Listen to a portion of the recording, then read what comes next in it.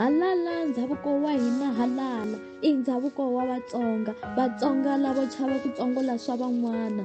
Vamatiko va tinyungubyisa hi ndhavuko wa vona. Hina hi Vatsonga.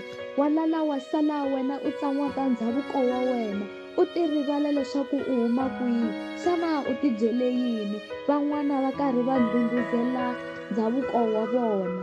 Ndza twa rito empfhukeni, ndzi bomba hi ndhavuko wa mina. Ndzi Mutsonga mina, ndzi tikukumuxa ndzi ti ba xifuva hi ndhavuko wa mina.